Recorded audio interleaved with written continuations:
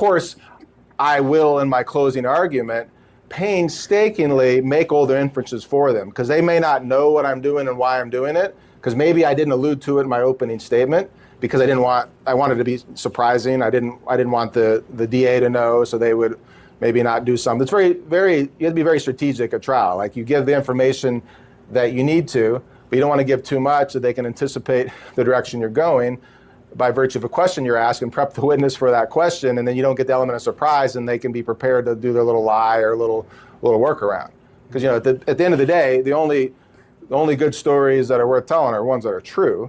Our particular practice, we have the luxury of vetting people that are falsely accused and take the cases that we really enjoy. Yeah. But regardless of the case, if you're going through a trial, you've got to work the art of telling the story so it follows the rules of the case, the rules of the courtroom.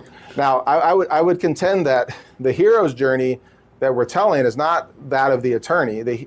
It's not that of the client, it's that of the juror. And so I'm not just telling them a hero's journey story, I'm giving them the pieces of the story that they can in turn make their own, so when they do what I ask them to do, they go home and proudly tell their spouse or their kids, oh, hey, what did you do today? How was your jury trial?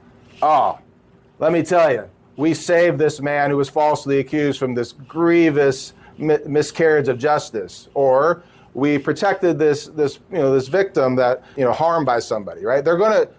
You want to create a verdict for them that makes them feel good to do it, so that they want to go share it with others. Because no one's going to do something that violates their conscience, right? Mm-hmm. Technically the weight of the evidence wasn't sufficient to prove the case. We feel real shitty about it.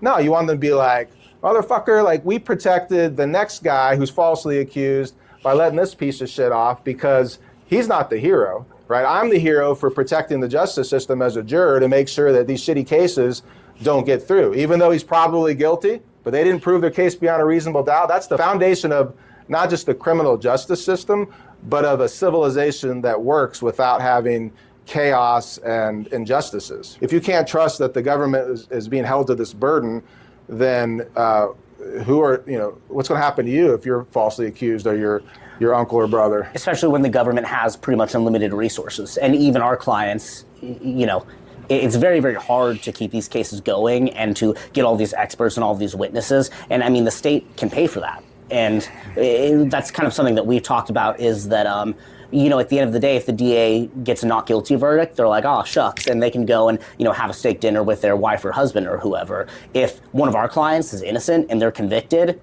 they go to prison, potentially for a long, long time, and their life is totally ruined.